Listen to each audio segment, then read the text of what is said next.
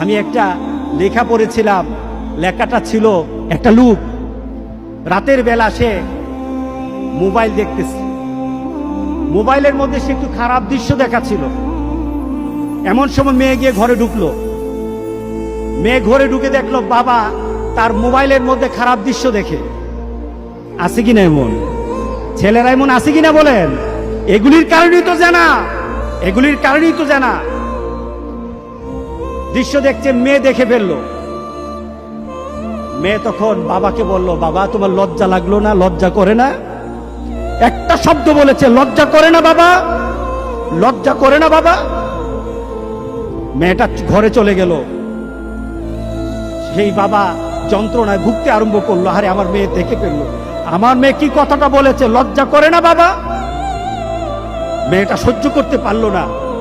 সে লোকটা অফিসে চলে গেল, অফিস করতেছে, কিন্তু আর ভালো লাগে না। মেয়েটা কি বলেছে, লজ্জা লাগে না বাবা? কিন্তু মেয়েটার যন্ত্রণায় সে হার্ট ফিল করলো, বাবার এই অবস্থা দেখে হার্ট ফিল করলো। মেয়েটা এরপরে মারা গেল।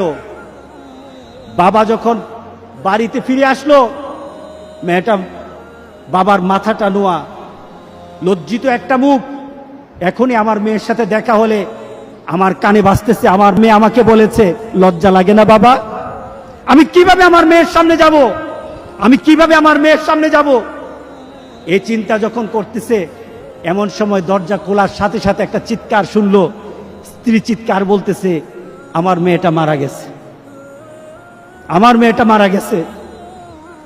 বাবার কানে তখন বাজতেছিল রাতের কথা, লজ্জা লাগে না বাবা?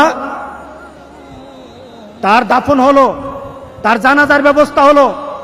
দাফন করার সময় মেয়েটাকে যখন কবরের মধ্যে দাফন করে দেয়, কবরের মধ্যে রাখা অবস্থায় বাবা একটা চিৎকার করার কথা ছিল।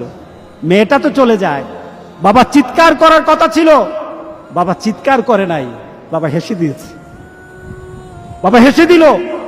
তাকে জিজ্ঞাসা করলো, তুমি হাসছো কেন? আমার মেয়েটা চলে গেছে, আমার কলিজার টুকরাটা চলে গেছে, কিন্তু আমার জীবনের মধ্যে একটা আঘাত দিয়ে পরিবর্তন করে গেছে। যেই নীতিতে আমি আমার চরিত্রকে নষ্ট করছি, আমার ঈমানকে নষ্ট করে দিতেছি, আমার মেয়েটা হারিয়ে ফেলেছি, কিন্তু আমি আমার আখিরাতকে বুঝে ফেলেছি, আমি আমার আখিরাতকে বুঝে ফেলেছি। আজকে সমাজের যারা প্রিভেন্টিভ করছেন না, আপনি চিন্তা করছেন আপনার মেয়েটা কিন্তু একদিন আপনার জন্য বিপদ হয়ে যাবে, আপনার জন্য বিপদ হয়ে যাবে। এই মেয়েটা যদি চরিত্রবান হয়, তাহলে আপনার জন্য